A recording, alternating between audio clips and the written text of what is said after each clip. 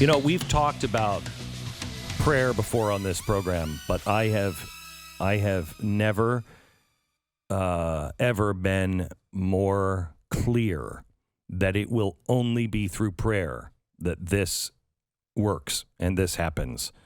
Let me just give you the situation at the Kabul airport. At the Kabul airport, your plane cannot be on the ground for more than 30 minutes. Okay? There's no fuel in all of Kabul. There's no fuel at the airport. So if you land a plane, you better have fuel to get back out. The perimeter is surrounded by the Taliban, and they are constantly fighting the people. It's exactly the chaos that was happening under our planes the other day. It's just happening on the other side of the wall. And that chaos is happening because the Taliban is beating people. There were clips that were heartbreaking that were coming out yesterday of people screaming to our Marines at the top of the wall.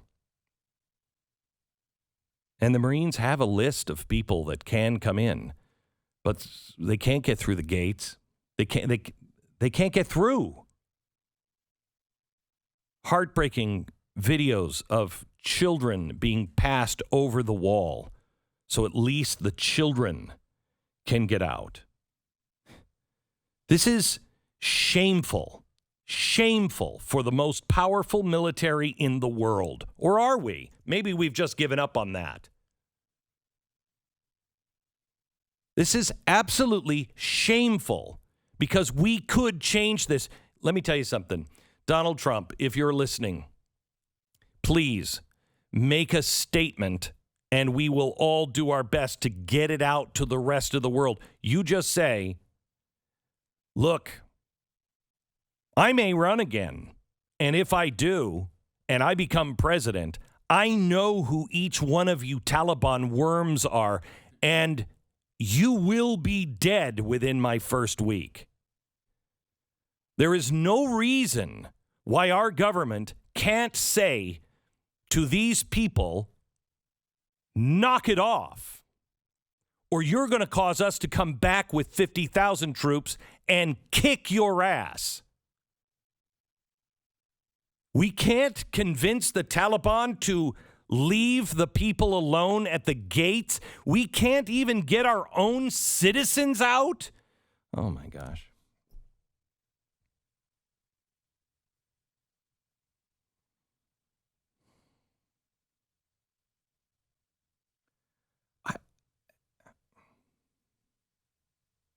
You know, when I said to you a long time ago, there'll come a point where you don't recognize your country, I never thought of this. I never thought it would be this.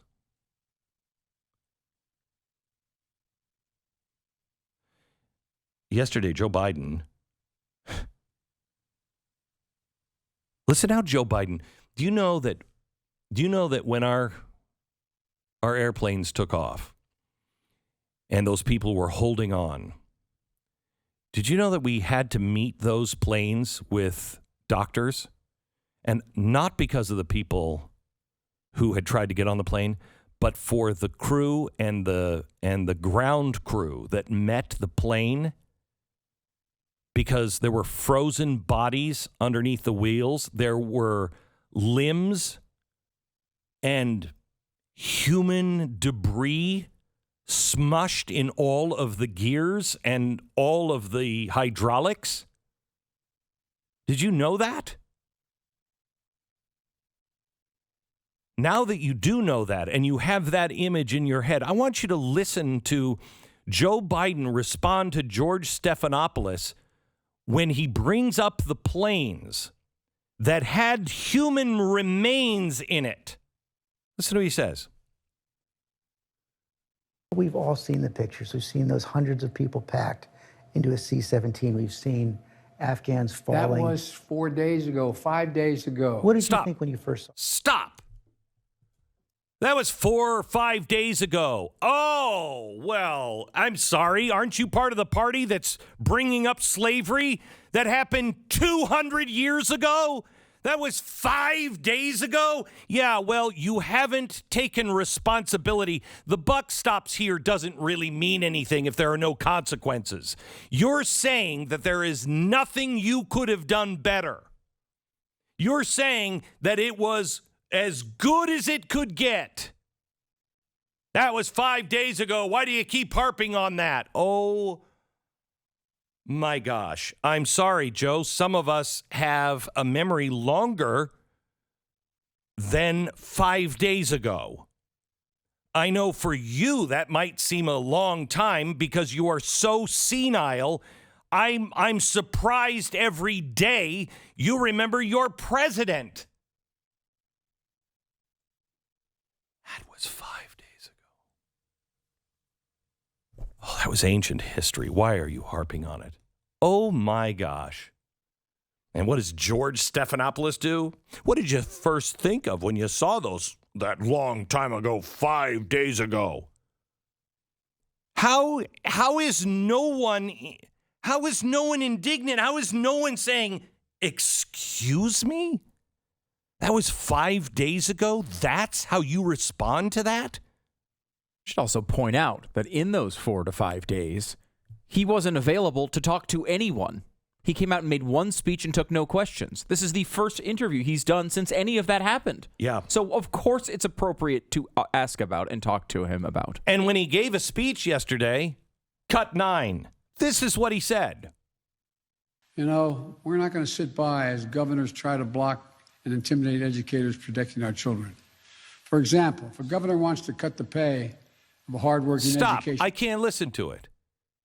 You're not going to stand by as governors exercise their 10th Amendment right, but you think everything in Afghanistan is going peachy? You will stand by as the Taliban embarrasses, humiliates the United States of America, flushes down the crapper everything we did for 20 years. And you know what? That doesn't bother me as much as you standing by while women and children are shot just a few yards away from our military. But you're not gonna stand for, you won't just stand by those governors exercising their 10th Amendment. How dare you? Listen to me. This is not us. And if we don't stand in peace, in love, with goodness and service and malice toward none in our hearts, if we don't begin to stand up right now, there will be nothing left of America. Do you know why Afghanistan is happening? Because as you believe, so shall it be. That is a universal principle. As you believe, so shall it be. Well, what does everyone in the administration and now all those leading the Pentagon, what is it they believe?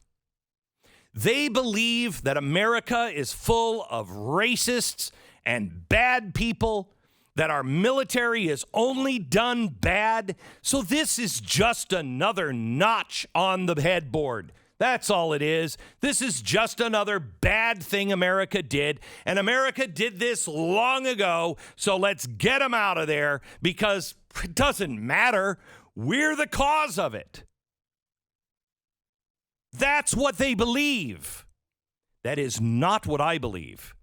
I have always believed our military was right and righteous. We have done, not because of the military, but because of our leadership in Washington over the years, we have done bad things. But the American people didn't necessarily know it or weren't clear on it. There is no excuse now.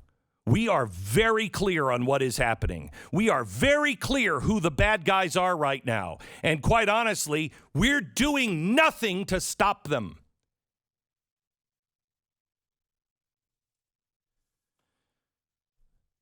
Not on my watch, not on my time. Not on your watch, not on your time. Not to stand is to stand. Not to speak is to speak.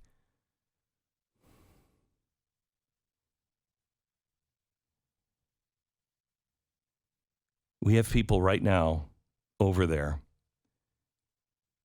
that are doing everything they can. They are risking their lives, knowingly going into dangerous situations, trying to find this list of 5,000 people, these Christians, trying to find them. Most of them now are in hiding.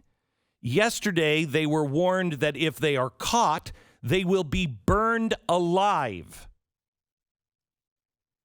We have people with nothing to gain going in voluntarily to try to find these people one by one.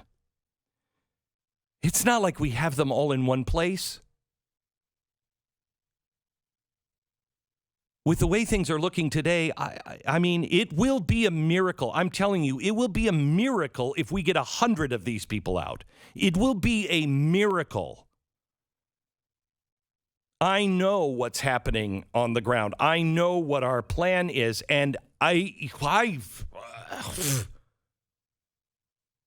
God is the only answer. We must do all that we can do, and He will finish it. But be very clear. Be very clear. It is not you and your donation. It is not me and my voice. It is not the operators. If we get people out of there, all praise must go to Him because it's impossible.